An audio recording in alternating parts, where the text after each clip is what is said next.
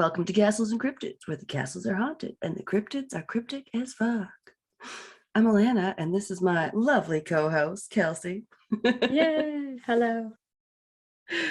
And we are keeping it together this week. Yeah. Even though I literally had 3 days off this week, I feel like I had none off. Because every day I've been at work has felt like a week. Right? Even shortened weeks. Like it was a holiday week where you had the Monday was a statutory holiday. Everyone's like, feels like a crazy week. I'm like, it feels like a crazy week. My supervisor was up till 3 a.m. Thursday night because that was the day we beat the Flames, the Calgary Flames, to move on to the next round of the playoffs, which we haven't done since 2006. So that's pretty exciting. Okay. Well, I haven't been keeping up. Oh, there's Oilers flags on everyone's cars. I'm telling you, it's good because then we don't have to be so ironically called the City of Champions if we actually, win another champions. That was because we had Gretzky, so it's hard to live up to that. But Connor McDavid is like doing his best to beat a lot of Gretzky's records and stuff. Like he's really, really good. So yeah, it's been cool.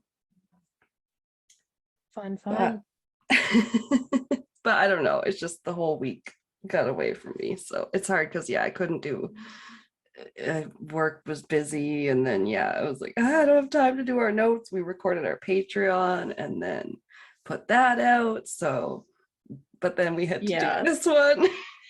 Yeah, it's okay. We might, if we end up having to split this one, I don't know. We'll see. Mine's gonna be on the shorter side. So it might end up working out to still being about 2 hours, so we might be okay. But yeah, I have written quite a few notes, not finished yet, but I also typed up about 6 pages, so it's kind of nearer to my usual where I'll cut it, because I don't know, started looking for little things and then was like, oh yeah, there is this big thing I could cover that, and then it's like, oh wait, no, this is something that needs like a whole episode or 2 parts or something. But I made a huge mistake, as Job would say from Arrested Development. But that's okay. I'll go last then, because then it'll go right into the part 2. Oh my god. Well, welcome. It's June. Oh my god, I didn't even realize. It's summer. We made it. Oh, let me see if I have a interesting fact or anything. Hang on. I just know that the forecast for next week, or will have already happened by the time this airs, it's supposed to be beautiful, and I'm so excited. Right. Well, yeah, this airs next week. So that's good to know. It'll be nice out here. That's funny. Okay, you were talking about Gordo being a dick before we started. Just to call you out. No. Call Gordo out. So here's a fact about a cat. In 1997, an orange cat named Stubbs became honorary mayor of the Alaskan town of Talkeetna. With a population of 772 in 2000, it would not have taken too many votes to earn the position. And the small town did not actually have a real human mayor anyway. But Stubbs proved adept at the role, gaining fans from around the world and serving in the position for years, greeting tourists and becoming a beloved symbol of the town until his death in 2017. I like those. There's also cats that have been named like train station conductors and stuff like that. Oh, nice. They're so cute. They've got cute little outfits. Right. And then they try and use them as spies during the war and stuff. Leave the cute cats alone. There was one I think I heard about that was like on a bunch of ships that sinked. That bunch of ships that sunk in the war. I mean, he was like an Oh, unsinkable cat. Excuse yeah, me. where have I heard that before too? I literally listened to an episode of Historical AF all about cats. It was pretty Yeah. interesting. Yeah, Um, I've heard of that one too. I just don't know where I would have. crazy Seems so ship weird. stories, crazy Yeah, war stories. Ugh. something weird. Bye, Gordo. Anyway, I've derailed us right off the hop. So that was your week. Oh, Crazy. I'm glad it's over, but hmm. next week is just as crazy. So, well, I assume. Yeah, probably. If it Yeah, holds this working steady. full-time thing is garbage. Right? I want to be working full time, but for myself. Yeah. I could work like an easy 6 hours in the podcast every day. Or we would do something like we would work Monday to Thursday because we don't believe in 5-day work weeks. I don't. I They're mean, stupid. yeah, I Anything that don't was like it. invented by the rich people. And they're like, oh yeah. Or like daylight saving times when they invented during war, and they're like, this will be temporary. And then here we are, like 100 years later, still doing it. Yeah, that's Oh also man, stupid. it's so dumb. You can probably hear the birds outside the window today. The birds are chirping, the apple tree blossoms are blossoming. All I can hear is Gordo playing with his bottle cap in the hallway.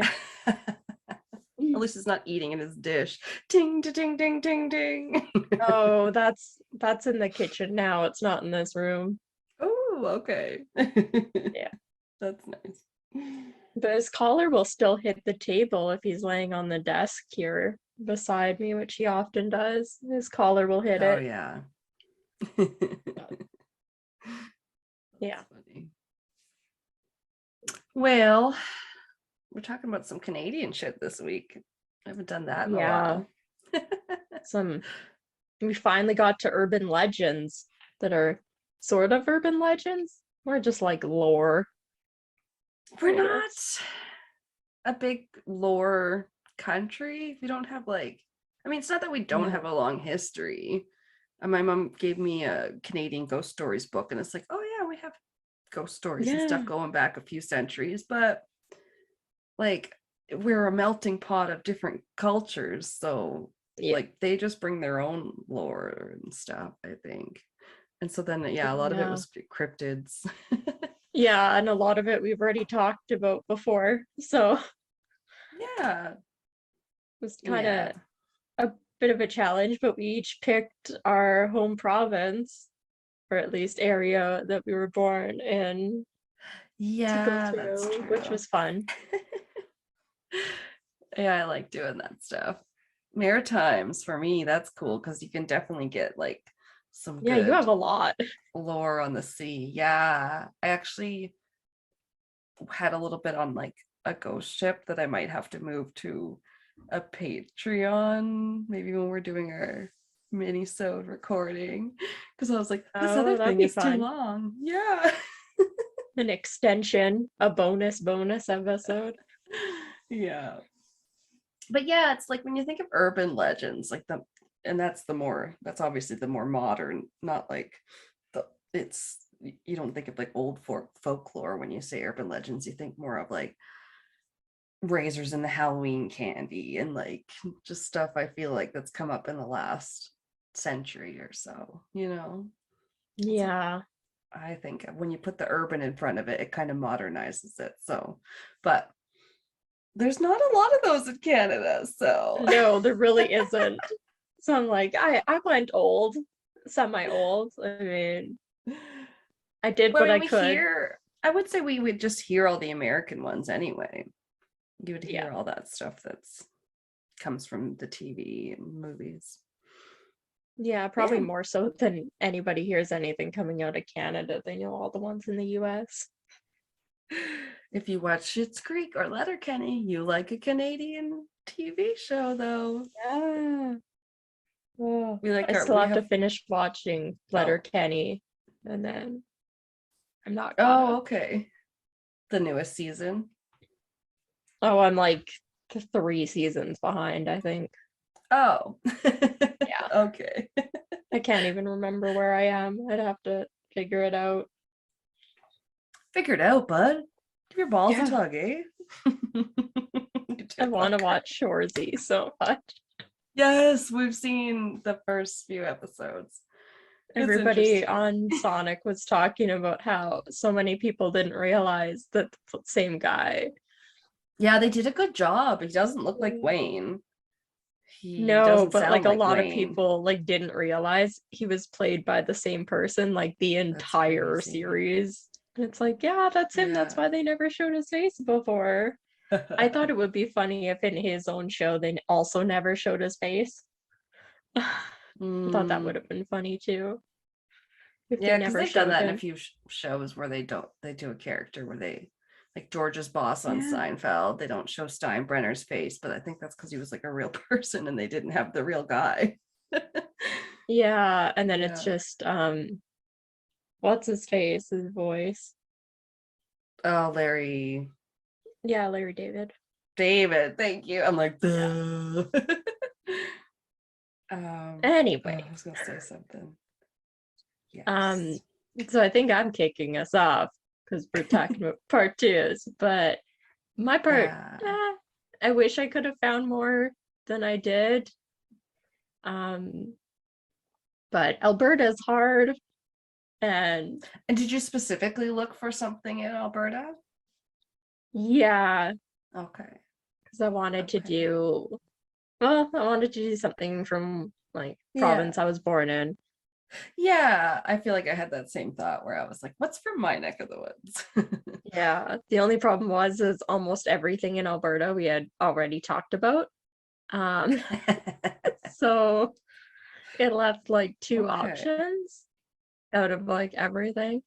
I don't remember what we would have talked about, but I do remember talking about like at least some northern cryptids. So maybe. Yeah, there was a lot of northern cryptids. There was like Sasquatch, obviously, is like one of the biggest things that comes up. That's true. But Yeah. yeah, even when you look up Canadian urban legends, there's like everything that we've already talked about is listed. Um, We're fine with so our choice. yeah, I chose to go with something that we hadn't talked about. I mean, obviously. I chose to go with the Hoodoos, um, primarily located kind of in southern Alberta, in like in and around Drumheller, I guess. The hoodoos? The I don't think I'd Hoodoos. ever heard that word before I moved here. Yeah, it's not like just a North American word. Um, and stuff we'll get into it because the word itself Ooh, has kind of different things excuse me. about how it maybe started, but Okay, I don't nice. know how old I would have been. Maybe what, around 10 or so. We went to Drumheller, and I think we only ever went there once. And I have pictures. This is like before they ever did a thing about like, don't touch the hoodoos, don't do this. But I'm pretty sure I have pictures of me like Oh, I'm like standing right beside them because it was, I don't know, before pre 2010, so they didn't have the same interesting. I don't kind know of anything things. about that. Okay. Yeah.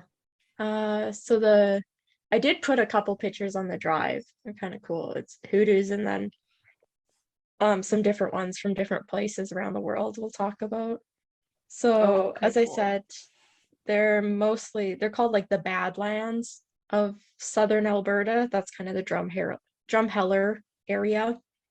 It's called the Right. Badlands. That's so cool. I think Yeah. Badlands is a cool name. Yeah, it's pretty cool. I picture like kind of deserty. Yes. Yeah. So most of the ones in Drumheller are like 5 to 7 meters tall, which is about 15 to 20 feet. But in other parts of the world, they can be up to like 150 feet tall.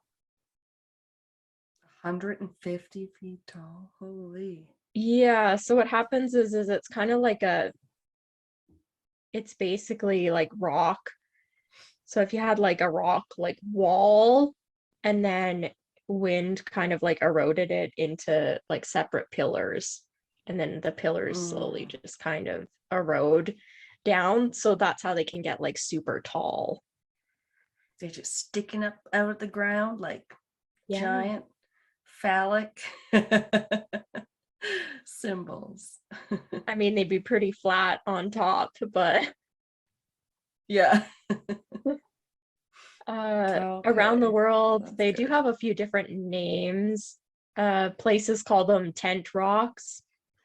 They're also called fairy chimneys and earth pyramids. Earth pyramids. Yeah, earth pyramids kind of doesn't make sense to me, but fairy chimney is kind of cute. Yeah, I like that one. Fairy Yeah. chimney. And it seems more accurate because it would look more like a chimney to me Yeah, than a it does look very much pyramid. like a chimney. Yeah, they don't have wide bases, but No, they no. look, or like what's like the Washington Monument, or what do they call those things? Like an obelisk? Like it's more similar to Okay. that kind of shape. It's just a long, tall Yeah, like that, prism and sort of. kind of like Sort an of. hourglass, like it's wider at the top and the bottom, and then it's narrower in the middle, kind of thing. It's interesting the freaking shapes that are made from erosion.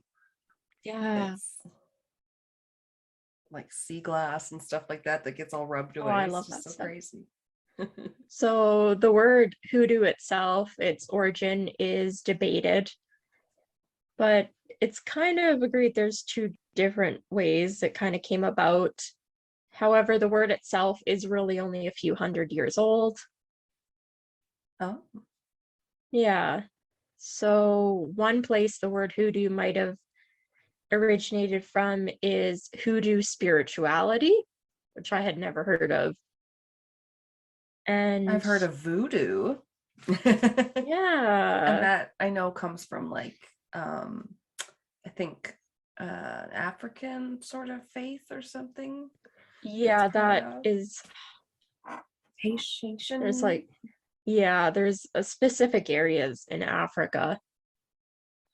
This is hoodoo spirituality, I believe, also originates from Africa.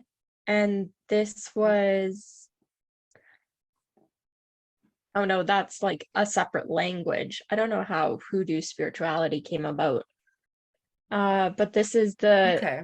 certain belief that naturally occurring formations are said to possess certain powers. So that's kind of cool. Ooh, Yeah, yeah. you like that kind of stuff. Yes. And they either build sites on the ley Yeah, lines sometimes, or that's what I thought of too, the ley lines. yeah. There's some correlation between the powers of the earth, like in the magnetism and all that fun Yeah. stuff. So by the late 19th century, the hoodoo spirituality had basically become associated with bad luck. Oh. Yeah. Oops. And then another origin for the word hoodoo may come from West Africa. I looked up the pronunciation. I can't remember.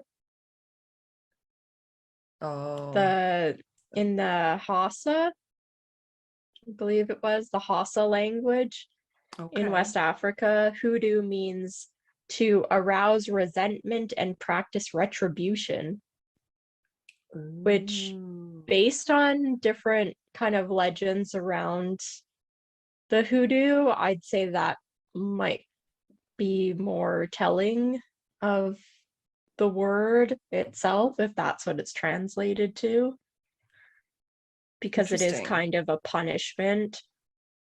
Um, we'll get to it at That's neat. I like the end. word Yeah. origins.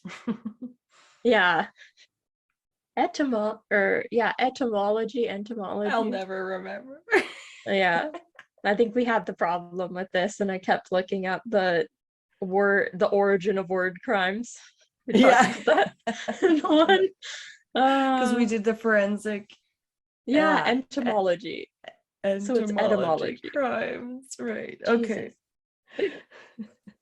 There's got to Terrible. be a way, like a mnemonic for that, like entomology. Okay, so it's the one with the N. So like something about N and bugs that we can correlate. Try Yeah, and I remember. am not good with any of those kind of like memory learning things. They never worked for me. I can't do it. Yeah, yeah. It can be hard. So, according to geologists, hoodoos form when sandstone erodes underneath a flat stone top or a cap.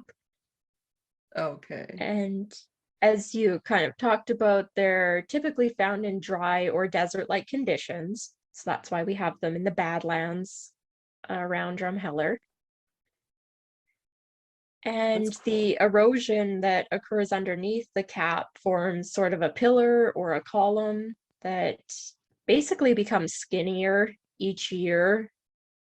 They said the hoodoos in, I think it was Drumheller, erode at approximately 1 centimeter a year.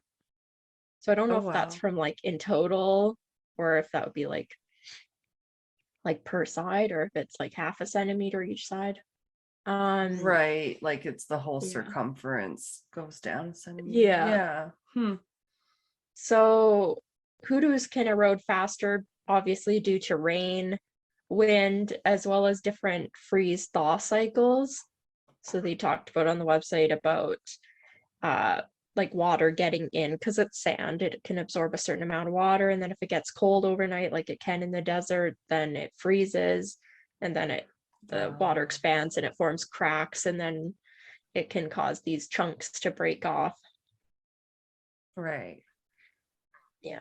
Oh, throat made So a noise. hoodoos, Sorry. pardon? It was like my throat made a little gurgle Oh. noise. I was like, whoa. Hoodoos can take millions of years to form and they're very fragile. If the cap on top is dislodged or falls, apparently the pillar or column underneath will deteriorate very quickly. So what actually keeps it around for so long that they like do stay up is the cap themselves, which is kind of interesting.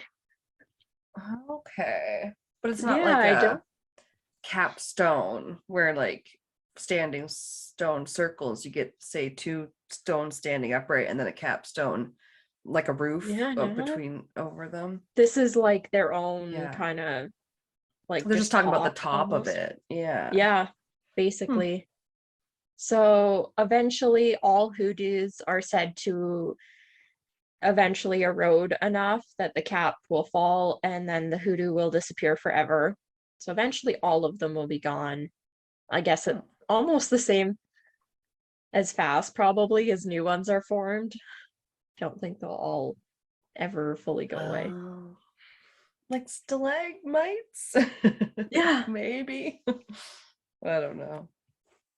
So, as I said, they're not unique to Alberta, Canada, and many can actually be found on the Colorado Plateau in Bryce Canyon National Park, which has the best coloring ever. It reminds me so much of Arizona.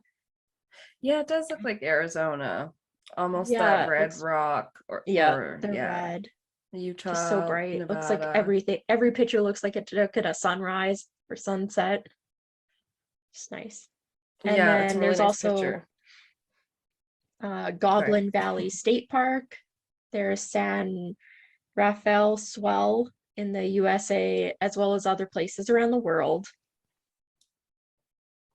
Man, they really are big when you see a person standing next to them. Yeah. Yeah, they're pretty cool. Yeah. The hoodoos in France can be found in, and pardon my French pronunciations, Usually when people the, say pardon my French, they're about to swear. I wish I was about to swear. No, I'm about to attempt to speak French instead. Uh, the Alpes de Haute or Hoot, I'm not sure province. Oh, And I would have to see the spelling, probably. I'm yeah, not sure. they're called the Demoiselle Coffee de Pontus, Ooh, which fancy. translates, this is the cutest name other than fairy chimneys. In France, the Demoiselle Coffee de Pontus translates to ladies with hairdos. So cute. Okay, I was gonna say it sounds like Mademoiselle. Yeah, okay. Yeah, That's Demoiselle. cute. Ladies with hairdos. Yeah, ladies with Mm, hairdos. Okay. And most ladies then. yeah, most ladies have hairdos when they have hair. Uh, Yeah. in France, they also call them the chimney de fée, Oh, that's fairy which, chimney. yeah, that's the fairy chimneys. Oh, okay. So they have my two This- favorite names for them because they have fairy chimneys and ladies with hairdos. The French and their swearing really is great. It's all religious shit, at least in like French Canadian swearing is all like tabernacle. And it's like, what does that mean? Oh, It's like, it means like tabernacle. Or like, it's all like churches yeah. and stuff. So funny. And the net, I might have the pictures out of order. I'll do that one after, just because it's the best one. So in Serbia, they have approximately 200 formations that they call earth pyramids or towers by the locals. Oh yeah. And most of them, I believe, are in a site called Devil's Town. Devil's Town. Yeah. I have a picture of it. It looks kind of cool. And they've been protected by the state since back to 1959. And this was going to be part of the new Seven Wonders of Nature campaign. So I think they were trying to do part like maybe the Seven Wonders of the World. This was the Seven Wonders of Nature campaign. Seven Wonders of Nature. Okay. Everybody wants a seven Yeah. wonder. That one's in Serbia. Damn it. Sorry. Okay. Yeah, this one. Devil's Town. Okay, I see it now. Sorry. Yeah, they look not the most hoodoo-ish. I mean, I'd say the ones in Drumheller are pretty like cool. Yeah, these ones They're almost do more look more like rough chimneys because they don't look yeah. like as smoothly eroded Yeah. away and like the ripply effect. Hmm. I don't know. Cool. I'll have to ask Pat if he's seen some. I think he's been to Serbia when he was in the army. Oh, Did a cool. tour over in that region. Yeah, There was maybe lots of the fighting there. But I'd imagine. sorry. It might be like the composition of them or like what they're made out of and stuff, about like what the outside texture is like more. The hoodoo stones on the northern coast of Taiwan are unusual for their coastal setting. The stones actually formed as the seabed rose rapidly out of the ocean during the Miocene period. So like back, Ooh. like freaking millions of years ago. Right. Which is kind of cool because that was the seabed like rising out of the ground. Yeah, thrusting upwards. Yeah. Jeez. So the one that's the picture of like the little houses inside the hoodoos that you saw, this is Cappadocia or Cappadocia. Oh And yeah, that's I in think I've heard of Turkey. it. Yes. Yeah, Yeah, it's I so think cute. Cappadocia. Yeah. Yeah. Like So in mushroom Turkey, houses. yeah, they look like little mushroom houses. Oh, they're adorable. People have So carved cool. the formations or hoodoos out in order to create houses, and these houses were actually depicted on the back of a Turkish banknote. There should be a picture of that too. It's kind Oh, of cool. cool. They're just like, yeah, we got them. Let's put them on our money. Yeah. Nice. And the people of Cappadocia have also used the Hoodoo formations to carve out their monasteries. They've carved out Ooh. castles and churches, as well as entire cities, which is what I tried to save the pictures of, is like the towns and cities that they've done. Very cool. Man, that's a different kind of castle than we usually talk about too. Yeah, it's so cool. Oh, I definitely would want to visit that. It reminds me, yeah. I think we've talked about it before on here. My dad and I used to watch, which was like underground cities or hidden cities or something, that was basically about like Mm. cities that were, so they'd be like, yeah, underneath like Toronto is like this crazy underground like Oh tunnel my God, system that used to yes. operate as this, or in some cities like there actually is like like super old city underneath it that like the new developers just built on Yeah. top of. Yeah, I think like Seattle, and then like Yeah. you get places with catacombs like Paris. Oh man. And you Yeah. just did something Oh, underground on our latest Patreon. I think we're both a little interested with that underground yeah. It's shit. very cool. Yeah, I don't know if Um, I'd want to live in one of these. Like it probably would be drafty, but yeah, I feel like where's the doors? I yeah, mean, I could it's live anywhere if I open. had a strong enough Wi-Fi signal. Like, it's all I need So in life. yeah, a little bit too open plan. Hmm. I'm a mole Yeah. person. Where do I hang up my clothes? I need to see the closets first. Ah, yeah, everything would be cozy, I'm guessing. That's what you Yeah. would describe it as in realtor language. It's cozy. You can't stand up without hitting your head. It's cozy.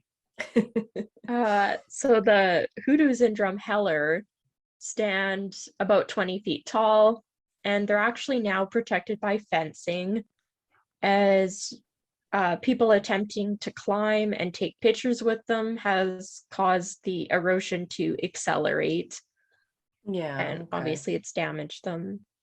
And signs are now posted to designate where you should stand and take pictures and kind of the walking trails. And it's important not to leave the trails or touch the hoodoos, as they may fall on you. Uh, Oh Obviously, they no. can't confirm like how stable any of them are. So if you're like touching it or and accidentally knock the cap off, the cap is like a huge, huge stone, and it could fall on you and kill you. So Oh God. It's like a big tree that's been like slowly yeah, whittled away at its trunk until you're just like, it's gonna be like timber if you like blow on yeah. it. So people, if they don't follow these signs, can face fines up to $50,000 or face even a year in jail. Oh wow. Yeah, What are you in for? Touched a hoodoo. touch the hoodoo. Hoodoo They crimes. probably are just fining people. All I found is people getting fined.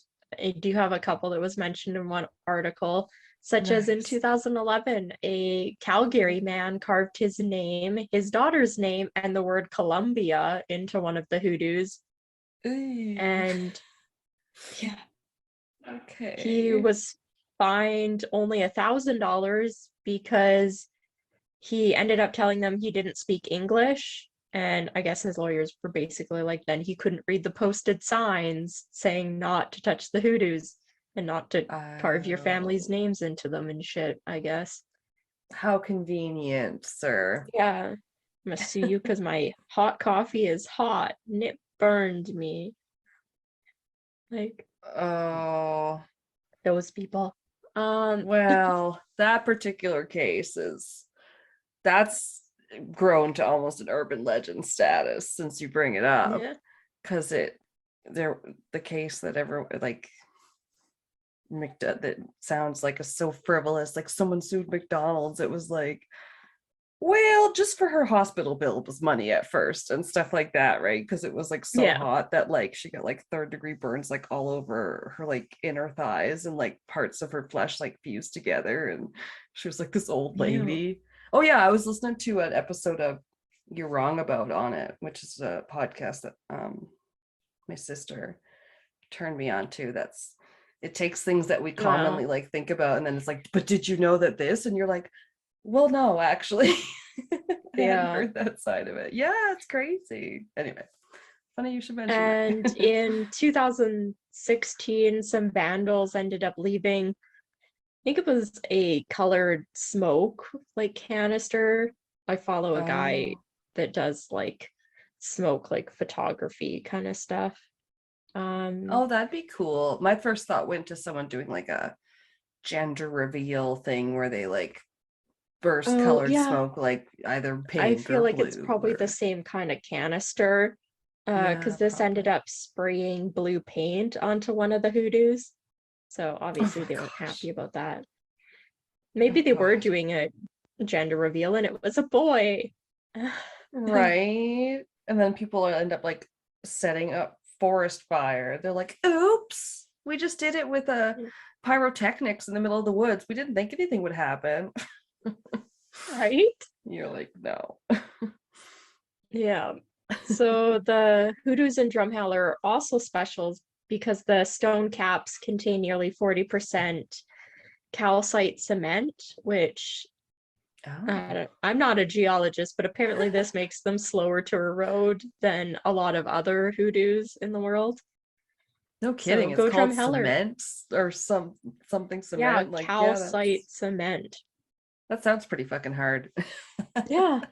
Oh And man. the stripes, which I like because I feel like the ones in drumheller are definitely more visible. You can see striping in it. Yeah. I don't think the other ones really vary in color from what I saw. And the stripes and the Yeah. different colors on these hoodoos show all the different stages of the Earth's formation. And the striped stone layers appear this way in different colors because of the mineral deposits differing in each layer, which I really like about the ones in Drumheller because you Yeah. can It's like a very cross visibly see the stripes. section. Yeah, Yeah. Like when you see someone yeah, I cut like down that. a tree and there's cross sections, or it's like you just Yeah, where you see they're like trying to explain how the layers of the earth look and but you can't see it and then you just see a pictograph and it's like, well, this layer is sediment and this layer is called. yeah, Yeah, it's very yeah. It's interesting looking, like cool to perfect be able to see lines. it. Yeah. Yeah, Nature and doesn't usually the make perfectly straight lines, and I'm sure they're not perfectly straight, but yeah, it's no, but it's cool because when you see all the hoodoos side by side, the lines like continue from one to the other, like the same colors. It's the same yeah. striping. Yeah, one of the first ones you put up of Drumheller. Yeah, I can see that in that one. And also I do see the cap presented pretty Yeah. clearly in that one. It almost looks like I'm looking at a picture of like a lighthouse or something at first glance. 'Cause it's like you Oh, could yeah, picture that's the fair. bottoms being like rocks and then like just have these couple of cylinder things coming out the top and then they have a top part and Yeah. that's interesting. That's just my maritime eyes. So the hoodoos in Drumheller were are composed of clay and sand that was deposited between 70 and 75 million years ago during the Cretaceous period. Yay, we're old. Wow. We're so old. Um, Well, we do have found a lot of fucking dinosaurs in Alberta. So yeah. I yeah, didn't want to get that's into it, but Albertosaurus, go us.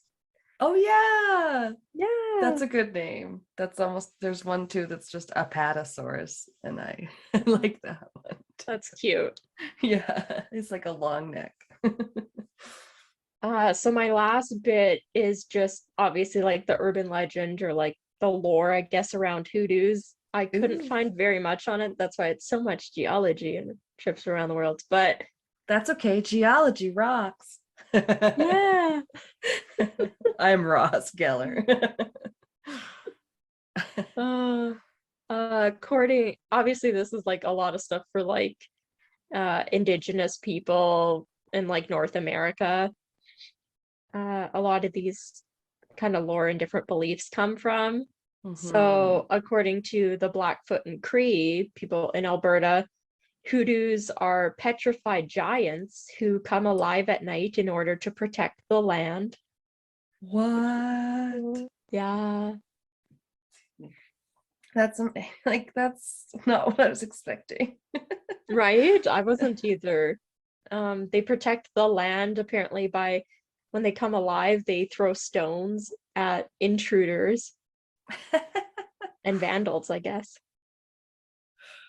They'll pop a cap in your And ass, capstone. I don't. right, just take one off the hoodoo like a frisbee. Just Or like uh, those Inukshuks, the rocks that are stacked up to look like people. I just picture one of those coming to life and like throwing off a piece of it. and it just Mm, coming back like a boomerang. yeah. Um, so according to I think this is the same. Oh, this is a different Blackfoot legend, Hmm. and it refers to the Matopics as people. It's kind of what they call hoodoos, I guess. And Oh, in ancient times, the Blackfoot people struggled with uncertainty and anger, and the hoodoos were seen as those who chose to move away from the teachings of the creator, and they were turned into the Matopics or the hoodoos and never heard from again. Each one of these wow. I was like looking up like Blackfoot, like hoodoos, like lore, everything. Yeah. I couldn't find any of the actual stories other than one I found on one of the websites. That's cool though. That's a Yeah. few different theories or like, yeah, stories. And then this comes back to the one like translation of hoodoo. And in a legend of the Paiute Indians of Bryce Canyon National Park, so they have hoodoos there. Uh, Okay. these people lived in the area for hundreds of years before the European Americans arrived, and they believed that hoodoos were ancient people who were turned into stone as punishment for their bad deeds. They were like So when the one like Medusa. translation said retribution, um, Okay. Well, yeah, that's kind of a trend. You get the Greek mythology with Medusa, and then in the Bible, yeah. God turns someone into a pillar of salt. I don't know.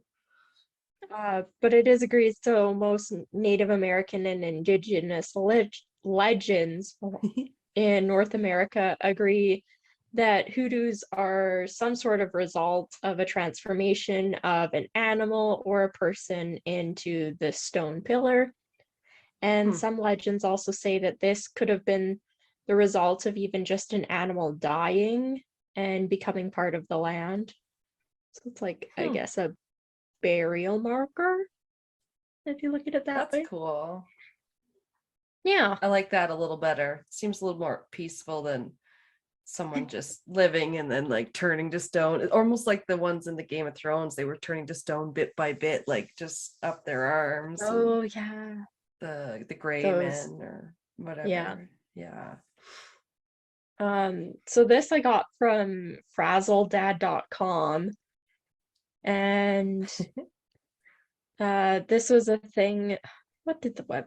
It was called Everything You Wanted to Know About Hoodoos on frazzledad.com.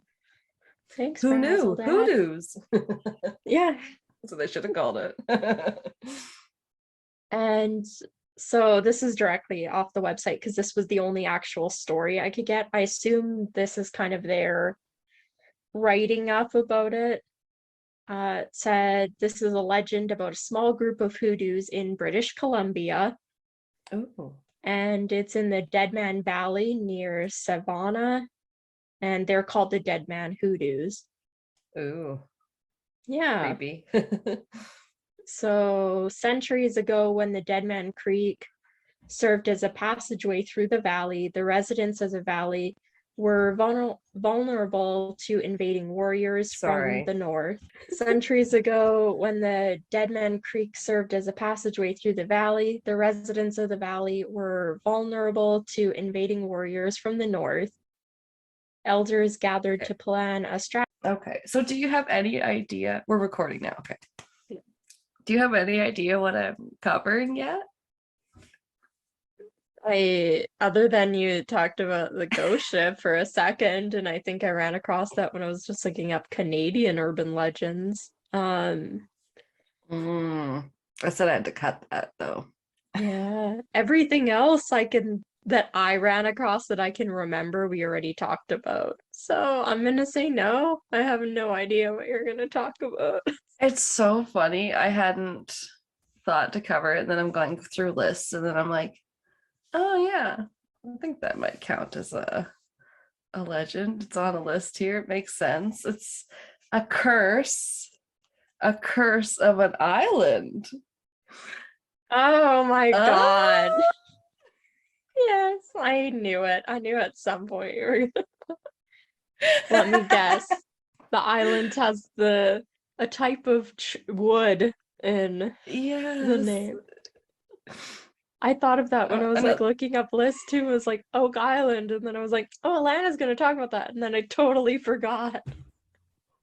she watches the show.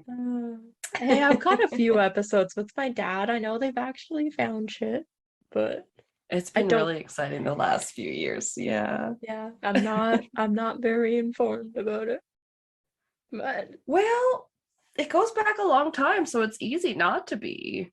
There was people yeah. I hadn't heard about, and I but like watching a show that's been on for close to 10 years or something.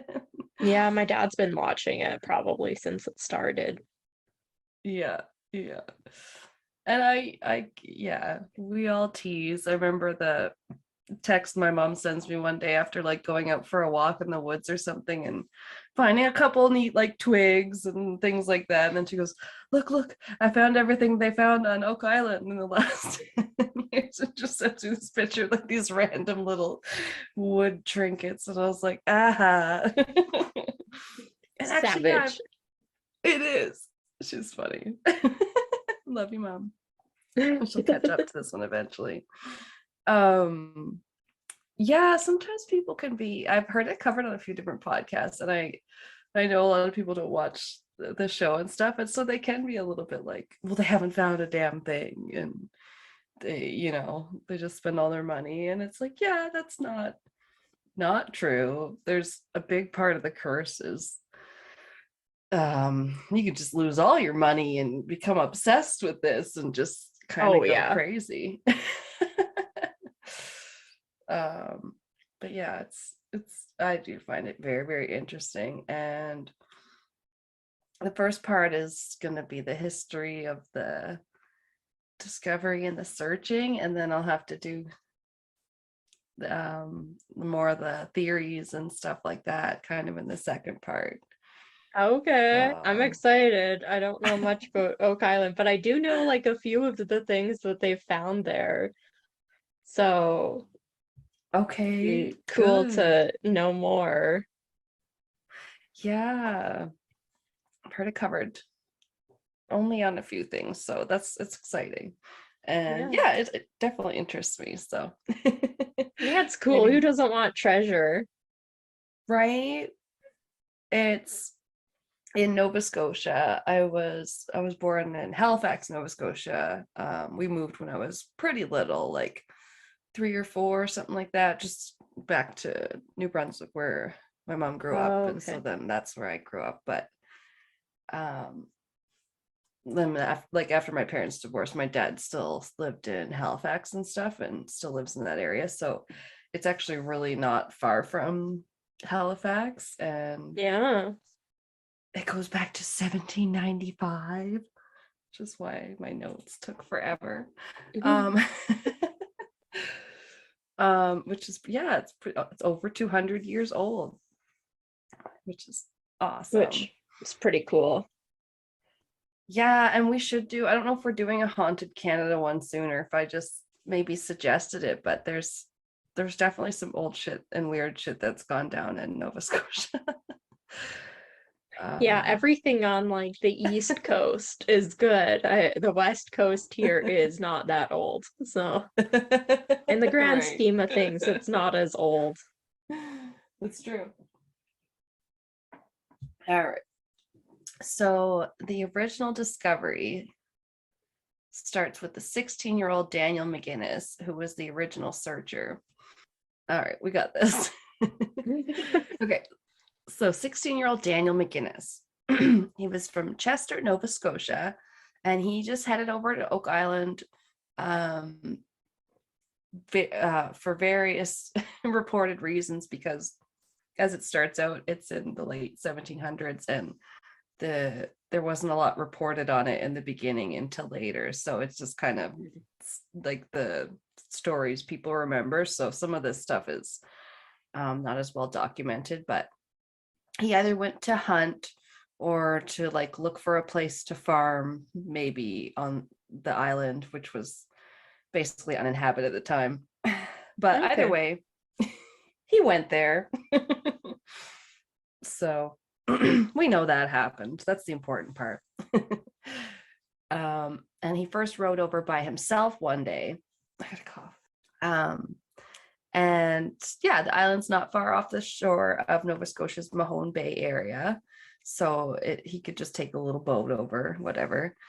And nowadays there's like a road on a causeway connecting it to the mainland, but at the time there wasn't. So okay.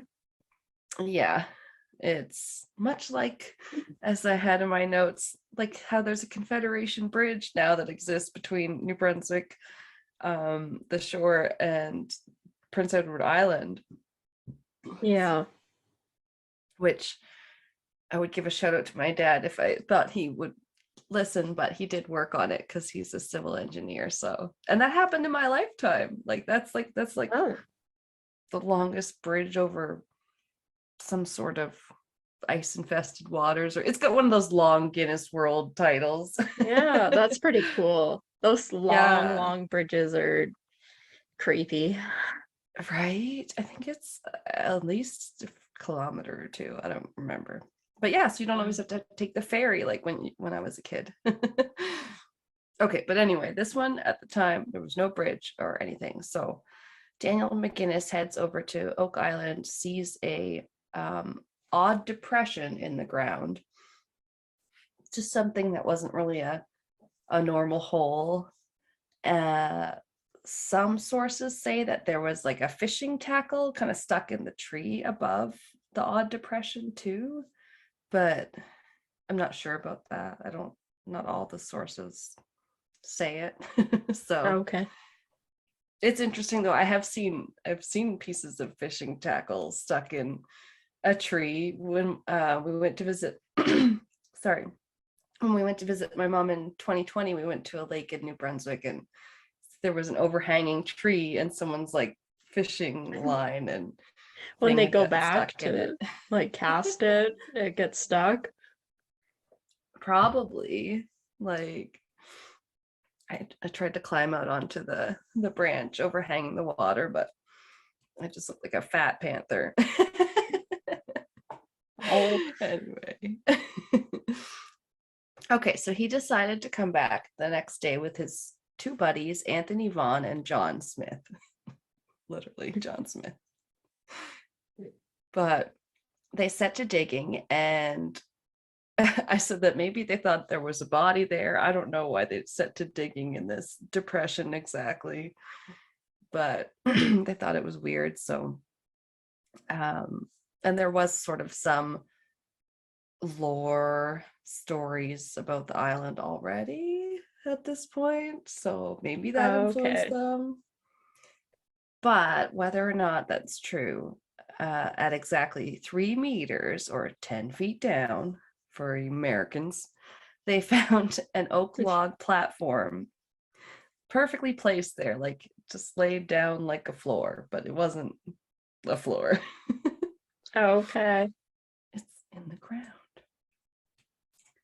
And another 3 meters down, there's another platform, then another, and they can see pickaxe marks in the flinty clay walls, quote unquote. So you could tell people had been there, and obviously these were there for some purpose or another.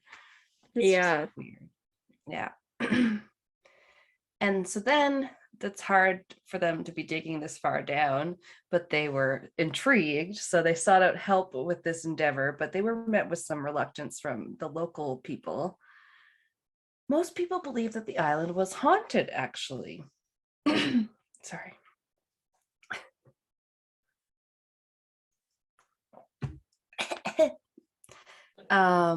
They thought it was haunted, quote, by the ghosts of two fishermen who vanished there in 1720 while investigating strange lights. So that's a piece that they don't talk about that a lot on like the show and stuff. They just talk about the first person to discover it, Daniel McGinnis. Oh, okay. Yeah, but I guess people were scared to go there, so no one else would come help them, and they had to give up for a little bit. And then McGinnis and Smith moved to Oak Island. They were not about to give up for good. And so they got some help from a man named Simeon Lines.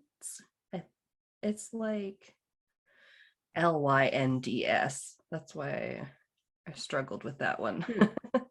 Yeah, lines. Lines. Okay. That's hard to say. Damn it. Yeah. Okay. He joined them in 1803 and he had money, so cha-ching. Perfect. That's gonna help, yeah. They kept going further down with the aid of this man and his mullah. And they found more odd things along the way.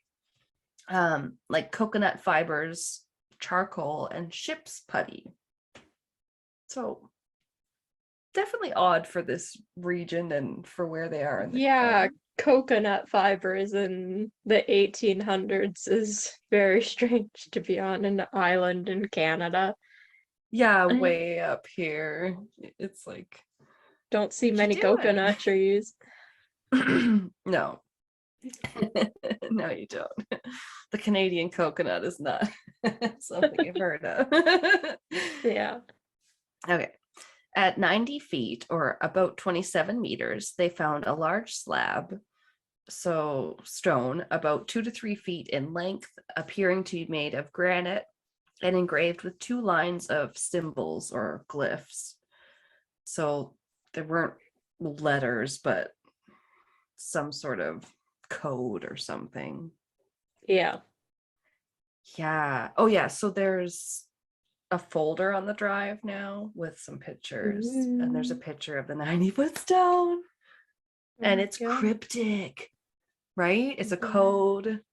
We don't know what it means. There's a few people that think they've found some translations, of course, but it was huge. I don't know. And a quote, the mysterious inscription continues to engage researchers and cryptologists, rather.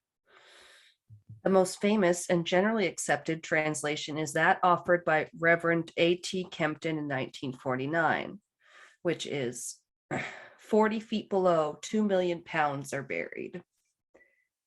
That's what he thinks it says, and a lot of people really liked that. Yeah. Here lie money. Yes, but I guess it fit with the cipher that person was using, so who am I to know? I've never been good at those things. My mom always could do those when, you know, you give her a newspaper and they had these cryptograms in them, and then you had to just like literally take those bunch of letters and try to figure out what letters they were correlating to, and like a code. I'm like, I'm not good at that. Yeah, it's all about like,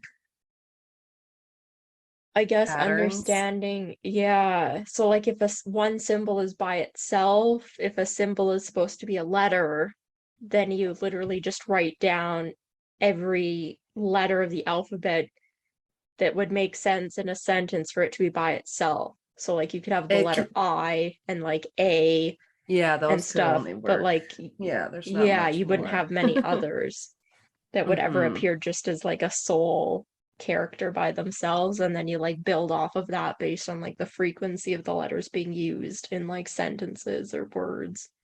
I mean, like, I get the concept, but I'm like, I would not be one of those people they'd be calling during war times to like help them out with No, it. no. um, my mom, maybe. So this simian, okay, what did I say here? Sorry. Oh yeah, which did you find the pictures too? Yeah, There's one that should say 90-foot stone. They're not really in any order, so it doesn't really matter. But yeah, yeah, I'm there's looking at the symbols. I'm like, it's crazy. it's yeah. I mean, it's not like hieroglyphics, it's just more like runes or something. It's hard to tell just from Yeah. looking at them. Yeah, it does look Pardon like me. runes. That's what I thought. It's a lot of like squares, triangles, crosses, and dots. Yeah, geometrical almost. Okay. So all this stuff they find, and then at 28 meters or almost 92 feet, a crowbar was driven down until it hit something very hard with a thunk, unlike anything rock makes. Apparently, they were like, this is something. Oh, is it something hollow then? Or I think they thought a different material other than stone Maybe because they wood. hadn't, yeah. Um, but different than anything they had found so far. Yeah. So Simeon Lines thought a chest, but they had to retire for the evening. I mean, this stuff must take all day. I see them go at it on the show. Yeah. And, that's with today's technology. Uh, but the very next day, they had to retire for the evening. And the very next day, the hole is filled almost entirely back up. It was back up to 18 meters or 59 feet high of water in the pit they had dug. Oh, geez. So talk about bad luck on this place. That's not even the word for it. It's only the beginning of Let's what just say everybody if has. I think I hit a buried treasure chest, I'm not retiring for the night. Let's just push on for another hour. I don't know if Yeah. they had light. They couldn't. It's like, what do Maybe. you? I don't know. It's it's very frustrating. Working shifts, I don't know. Figure it out. It sounds like they're trying so hard though, because then they tried to empty it with weeks of bailing out the water. So that did nothing. The water line remained at the same level, and Lines thought it must be connected to an underground spring or something. So Yeah. then they tried a different tactic. The next year, they sent miners, not children, but the miners, the 49ers. I didn't even think that they sent Oh, children, but thank you for clarifying. sometimes when you're talking about true crime, that's when more often you're likely to think minors under 18. Probably, yeah. um, so they sent some miners to dig 33 meters down, about 108 feet, just off to the side of the original hole. So they dug a new hole. Oh yeah, and when I was writing this and misspelled original, it tried to autocorrect it to virginal, and then it would have said the virginal hole. Jeez. Drilling is very it's got some undertones that sound very sexual. Okay, so there's no unfortunate there's no graph of this, but they went down beside the original hole, straight down, then they went straight sideways. They went Oh, down okay. past the original hole, then they went straight sideways to try and like pierce the side of the original shaft or possibly get below the first shaft. Okay. I mean, it's smart. Yeah, they're trying a different, well, over, under, through. What are we gonna do? And then about 1 meter or 3 feet from the first shaft, water starts bursting through and then gushing into their tunnel, and they had to run for their lives. The Oh, water was coming. So that sucks. And that's when Simeon Lines, almost broke and quite beaten, gave up. He ceases his searching. And I think it's somewhere around this time that it starts to become known as the money pit, that area that they're digging in. okay. You know, which also has a kind of a double meaning. Searching for money, but people be sinking money into it. Yeah. Sometime after that, Daniel McGinnis died of natural causes, I believe. It did not seem to be linked to searching.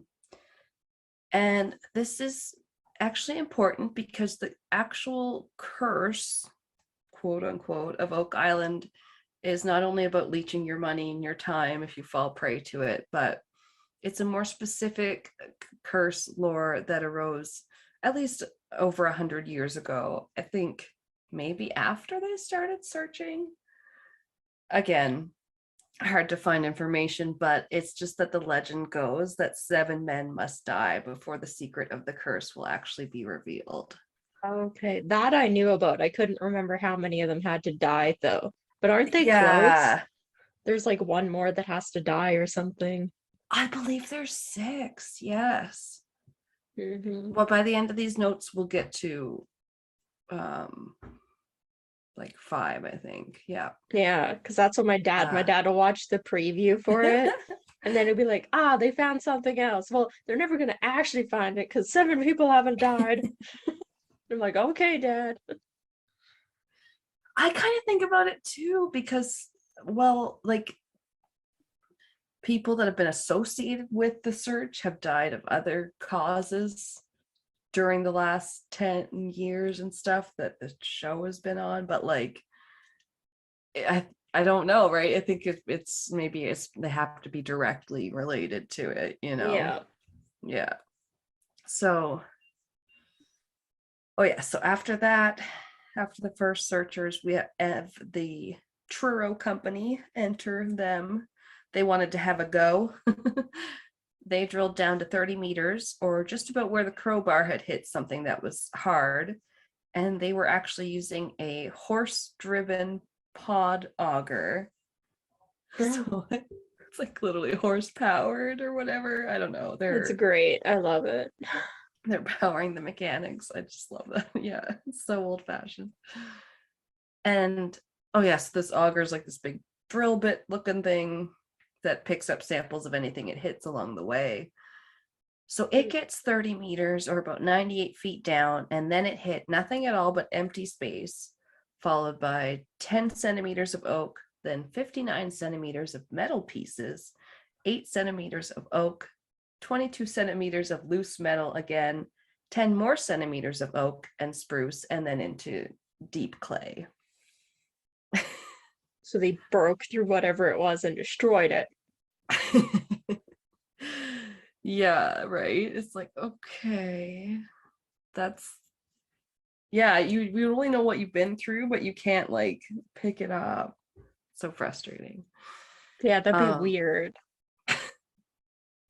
but I'm surprised they can get down to that at oh, this is in the 1800s still.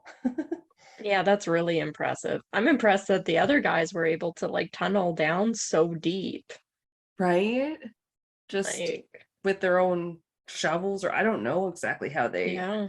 reinforced the original shaft. So they thought this might be a possible vault with 2 chests, like one on top of the other, and why they have like oak, then loose metal, Oh, and then oak. Um, and then the auger did pick up something along its way. It had 3 links of a gold chain attached to the end of it when it came back ooh. up. Yes. Jewelry treasure chest. The smell and the gold. Yeah. um it's so funny, urban legends or Canadian legends and stuff, and then Pat will be like, you should watch this guy or whatever, and then there's this YouTuber talking about or creepy stuff up north in Northwest Territories, like Headless Valley and stuff, and I was like, I think we got near that with cryptids and stuff, but I Yeah. don't know. I think you It's talked about it. Yeah. I Sounded think I might familiar. have, but anyway, there's definitely crazy stuff out there. Okay. What am I going on about? So then they dug a second shaft.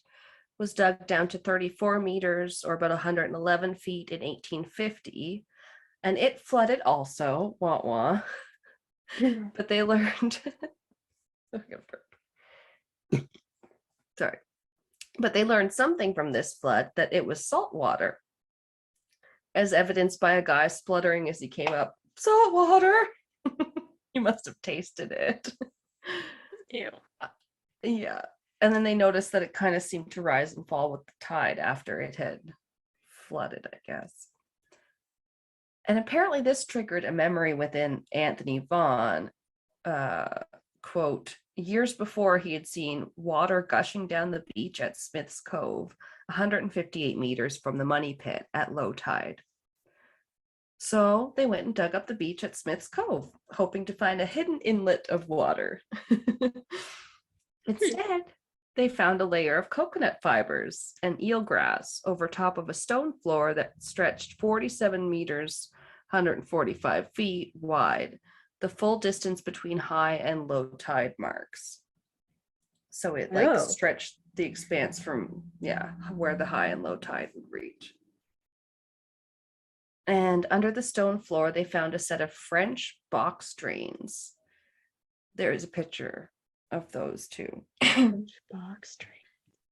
Yeah, I didn't know what the hell a box drain was. I would say it kind of resembles like a hand with 5 fingers branching off of a main wrist or trunk kind of, drain. Huh.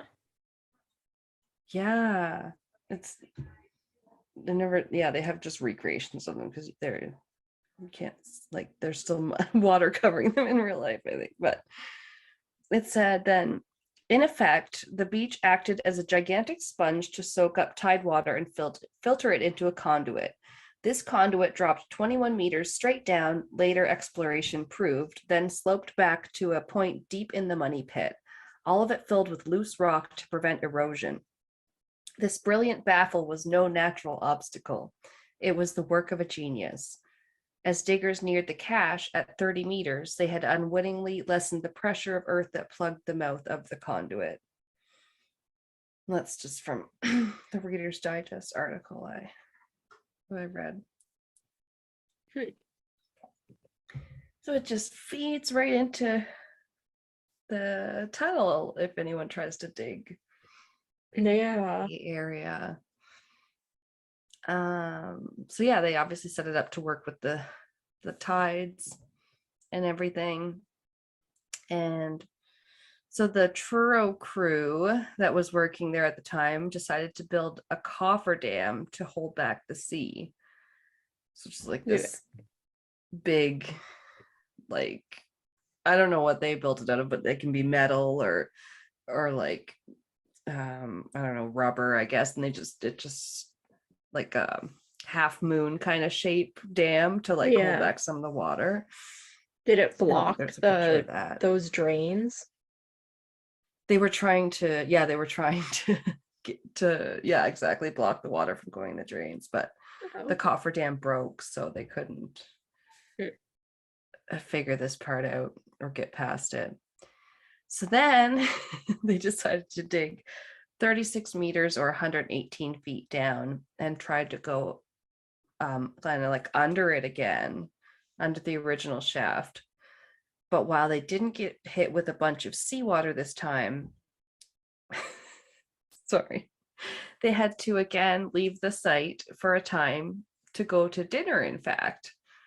They paused their work. No, stop abandoning your work.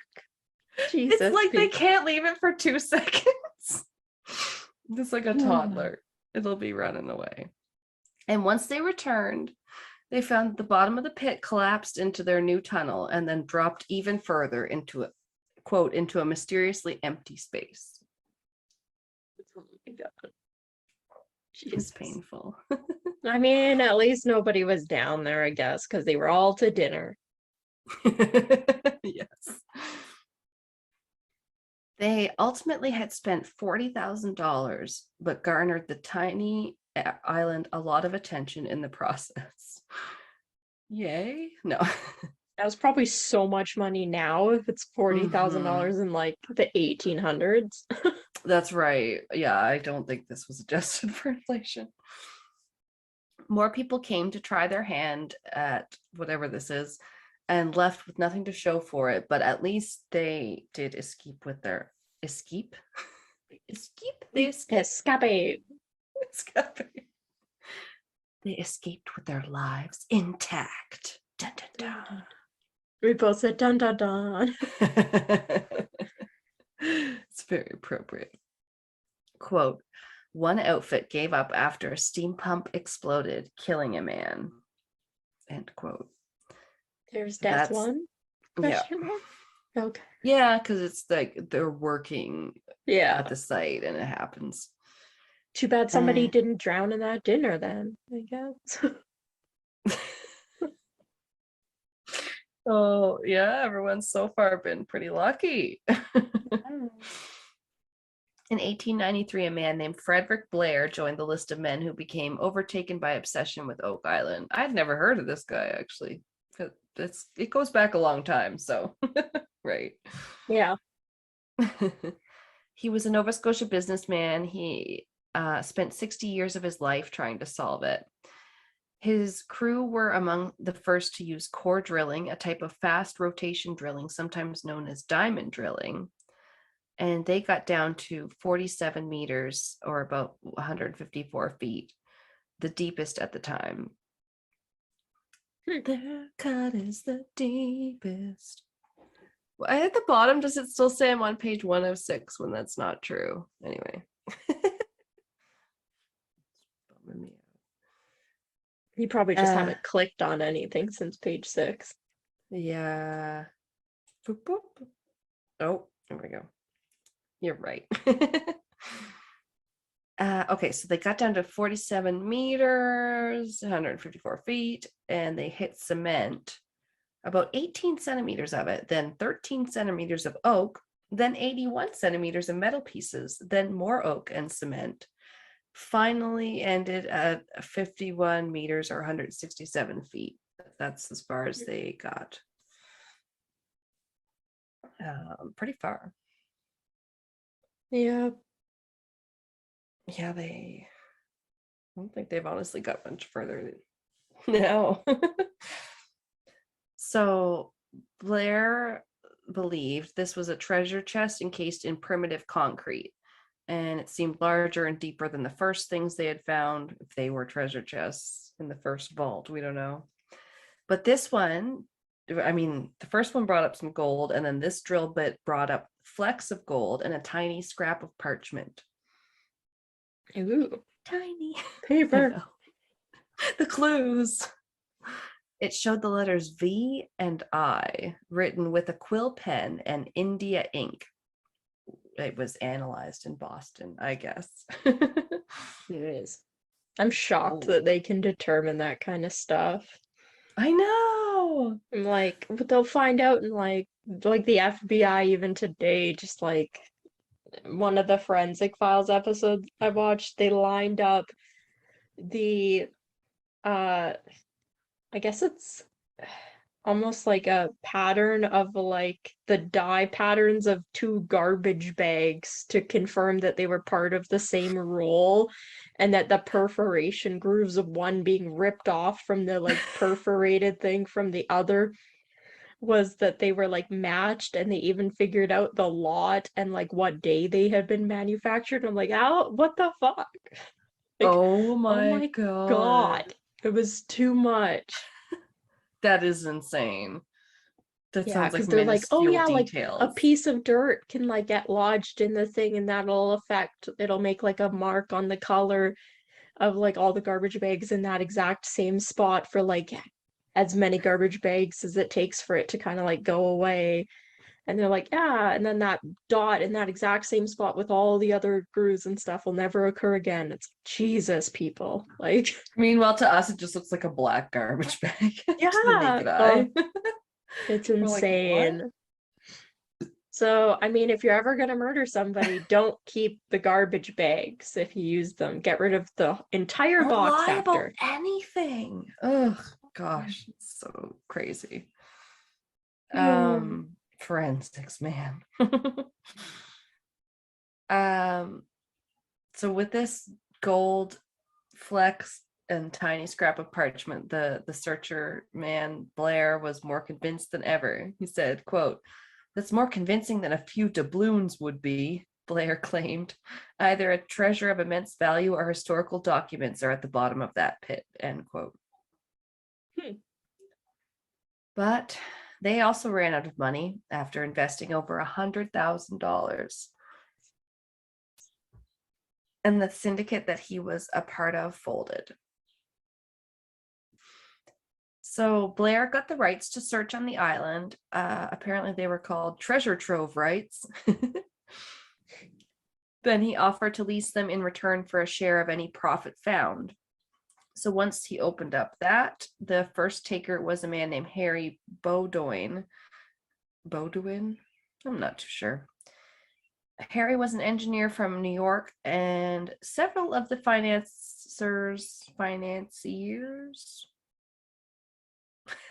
I wrote the word, I don't know how to say it. Several of the financiers, that's probably what I meant, for this project were prominent backers, including one young lawyer named Franklin D. Roosevelt. There's a picture of him on the drive, and you know what he grows up to be one day? President of the United States. Is he the short guy with the mustache in the front? He has a big old cigar in his mouth and he looks all cocky kind of. Oh, okay. That guy's too old. So he's the where am I third here? from the right, I guess. Oh my god, I have to go back to the drive. He's the only one wearing shorts, and he's wearing very tall socks. Just the sliver of a calf. It's old. Wait, shorts? No, they're wearing. Wait. It's like black and white? Yeah. A sliver of calves? Yeah, sliver of his calf. He's got white shoes on. Is that him? White shoes? Yeah, I don't know what it is. It's almost like there's some bands around the knees of those pants or something. Yeah, they're Oh, weird. okay. I thought he was wearing like shorts, like knee-length shorts, Yeah. and then it had like just a little patch of his legs, and then really tall like socks. Oh, well, you could be right. There's And I just was a like, and strip of that's a something fashion. flesh colored at the knee, so it's hard Yeah. to tell. And then he's wearing white, dirty Look at my shoes. shorts. Who But treasure he's hunts in standing white so shoes? jaunty. Yeah. Well, look at me. I got a big old pipe in my mouth. Yeah, at first I thought it was the guy beside him, but that guy's way too old. Yeah, no, I'm pretty sure it's the guy with the pipe. That's funny. Oh man, I had to look up a picture of some of the crazy doctors for that experimented on the prisoners in the Patreon. And Joseph Mengele is not a pretty man. Not that it matters. Oh my god. There's a picture where he kind of looks like Hitler too, yeah. Side note, I did look up Yes. Joseph Mengele after to try and figure out if he was the one that did the conjoined twins stuff. And it was. Okay. So he did try and like conjoin twins. But I read an interview that must have been from like the same twin you had a thing about, because she was talking, but she said that all of the girls in like the camps and stuff, because they were kind of like referred to as like Mengele's girls, and they were treated better and everything, all the ones he was experimenting on, and apparently they were all in love with him. Like her and her sister survived the like torture, all these experiments, and while they're being interviewed, all they kept talking about was this horrible stuff happening and how attractive they thought Mengele was and how everybody fawned over him and he was like a rock star. Oh, yeah, it was so creepy. I was like, ugh. Poor girls. That must be Stockholm syndrome. Yeah, I was like, it's like 100 years later and you girls are like fawning over him and you like firsthand experience all this stuff. Oh, it was so creepy. That's so like So traumatic. They must be so traumatized and just like, Yeah, it was weird. They just kept paragraph after paragraph going on and on about how amazing he was, and he was treated like a rock star, and he walked into a room and like all looked what? spiffy, and everybody be like, he wants to talk to you. He wants to talk to you.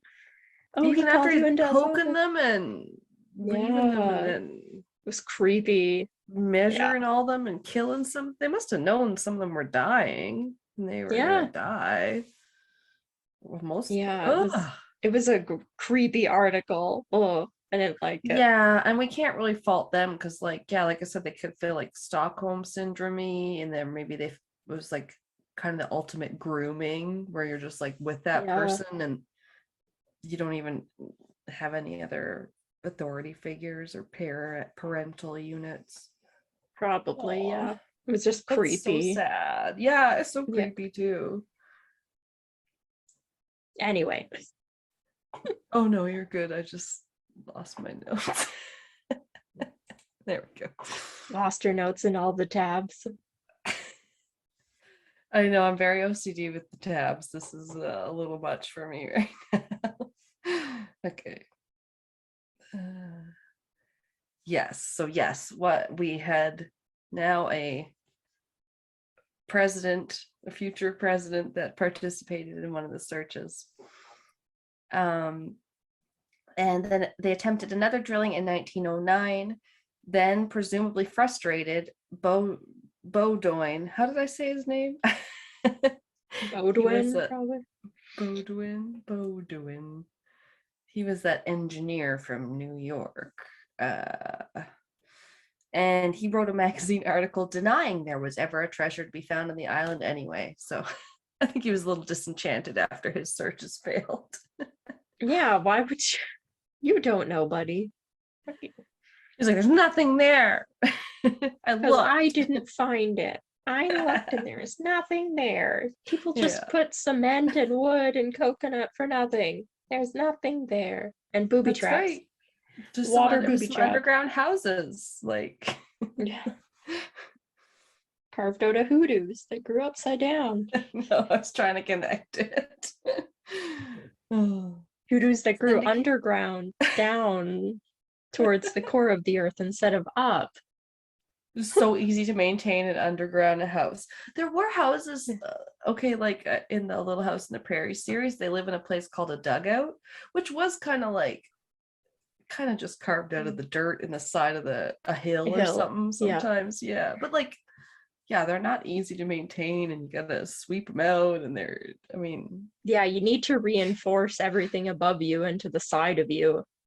yes, one time a cow was just walking on top of their house, and it's like foot came through their roof. Okay, so back to our show. Syndicates from Wisconsin, Rochester, New York, and Newark, New Jersey all tried and failed and came and saw and did not conquer.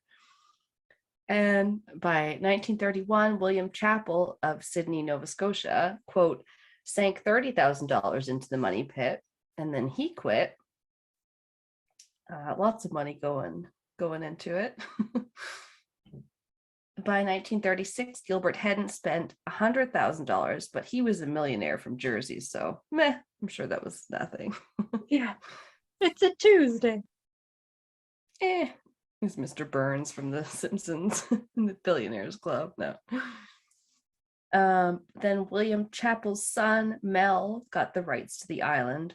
He leased a portion to another man taken in by the mystery of the island, one Robert Restall of Hamilton, Ontario. Robert Restall quit his job making $150 a week as a steel worker, moved himself and his family, his wife Mildred, his two sons Bobby and Ricky, 24 and 14 years old respectively, all to Oak Island to search. I bet they love that. Right. Okay, dear. You were making money. Yeah, now we're gonna spend money in the hopes that we may eventually make a whole lot of money. I want to be an adventurer. I'm Indiana Jones. National treasure. I'm Nicolas Cage. Yeah. Yeah, unfortunately, his most significant find was probably an olive-colored stone with the date 1704 inscribed on it that he found in one of the boreholes. Oh, I I mean, at know. least he didn't find nothing, but he found a stone. He did. It Um, ain't no three-piece gold chain or, no, that's or true. piece of That's true. parchment. Um, but yeah, we're sure somebody certainly went to great lengths to hide something, and he was convinced of it too. He kept searching.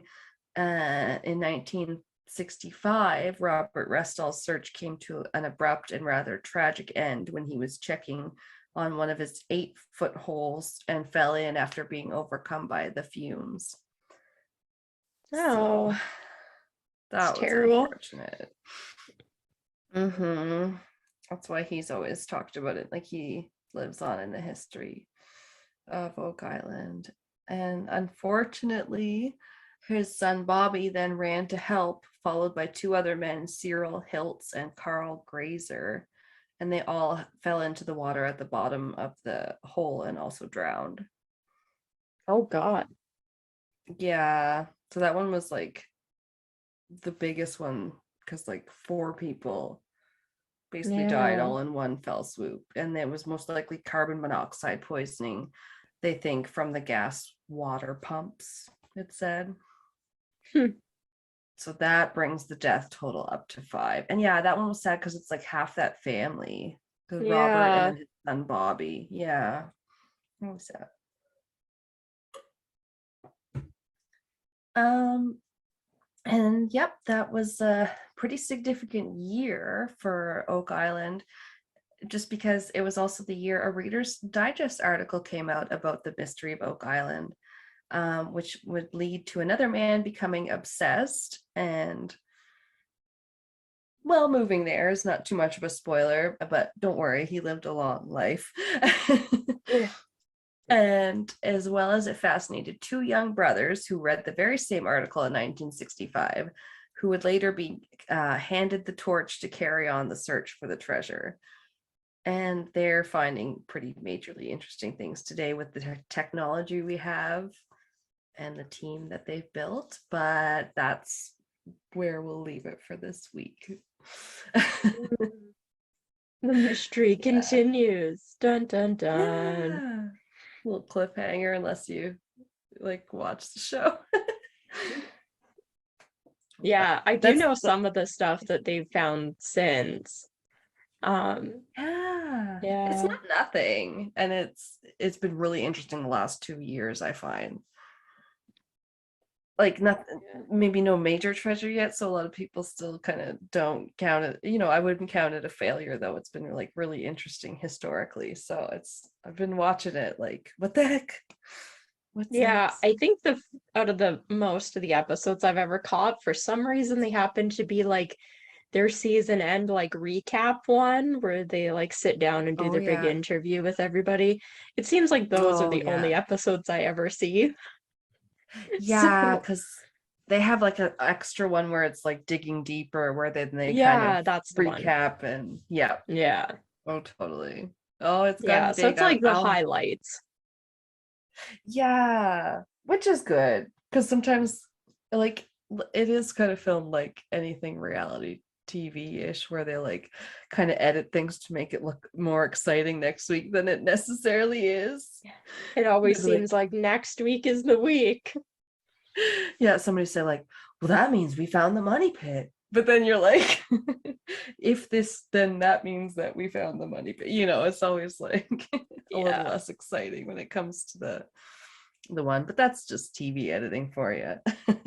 Even we got Yeah, to make our always. stuff a little dramatic. Yeah, like us leaving it on a cliffhanger. Yay. Yeah, I really find this one interesting. So I hope everyone else does too, but we'll see. I'm sure. Yeah, it's cool. I definitely in our lifetime, I hope they like figure it out Right? because I want to Yeah, know. it's I think it's one of those great mysteries. Yeah, I think it's really up there because it's obvious we I don't think anyone could really look at any of it and deny that there's something that somebody wanted to hide really badly. Yeah, to go But through all these lengths. yeah, It they're has to be obviously something smart. pretty good. Yeah, they're Yeah, very smart. Yeah. yeah. Which is going to be interesting next week with all the different theories. And I haven't never really delved into it on my own. So, oh my God, we'll see Oh, how long cool. this takes me. Yeah. Yeah. Well, I'll be Yay, we did excited. it. Hopefully everybody else is, or we don't care whether you are or not. We're excited. We're defensive. No. Yeah, I'm excited. I think it's going to be fun.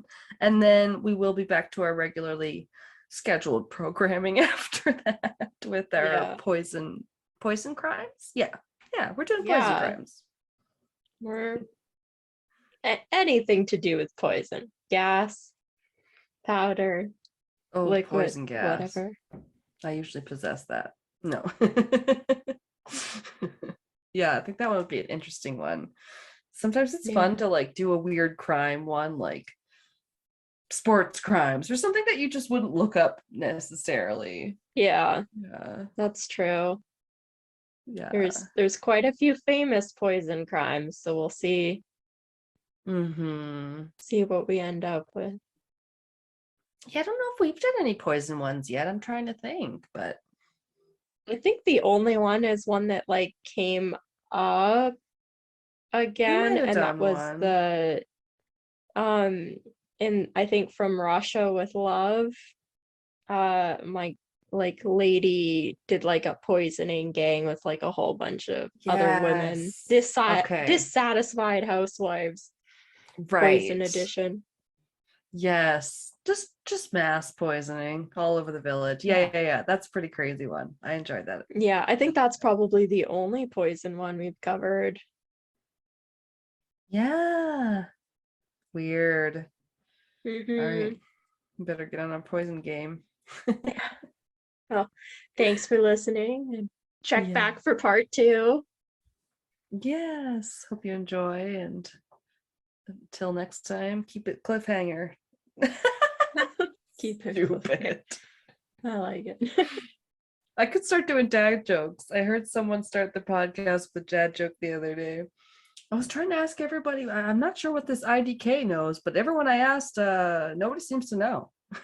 I was like, oh my I like God. that. My dad or not my dad, my brother and some of the guys from his work, they like have all these Facebook pages that or Facebook groups, I guess, that they're part of that Oh is like a no. dad joke a day kind of stuff. So yeah, every day they basically try and one up each other on the best dad joke of the day. Oh my God, that's cute. My brother Next, we'll be having nap preparing. challenges.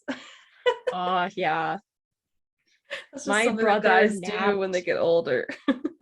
My brother napped like an old man before he was an old man. He was pre-napping. He was practice napping.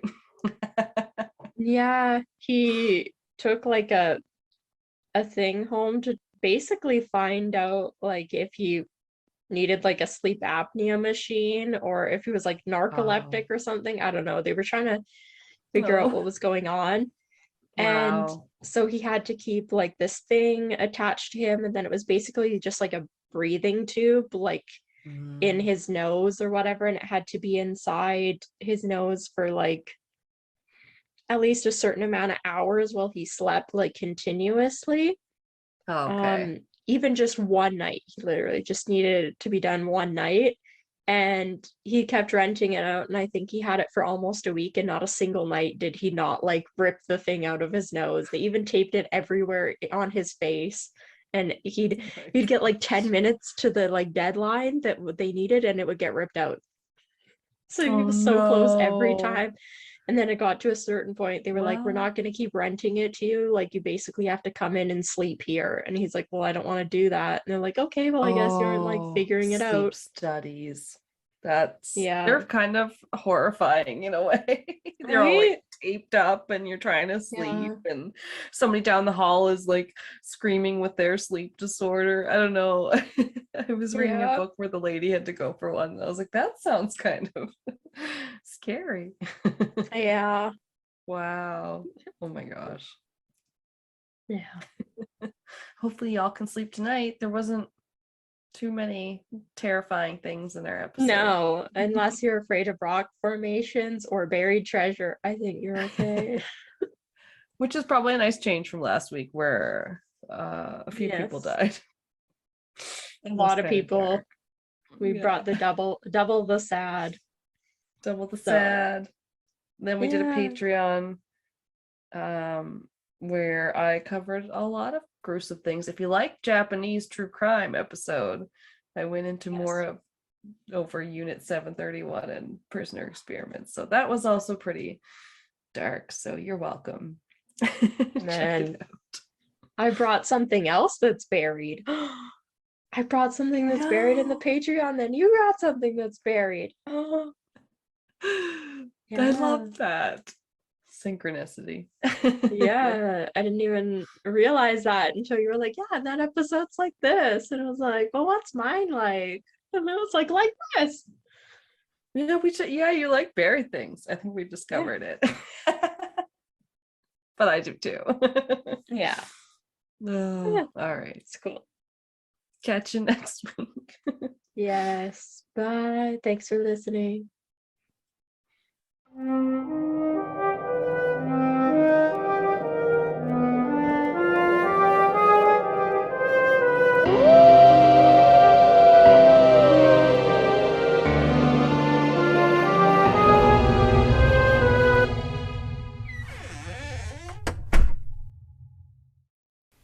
This has been Castles and Cryptids. You can listen to our podcast on Spotify, Apple Podcast, Google Podcast, Anchor, Breaker, Pocket Cast, and our YouTube channel.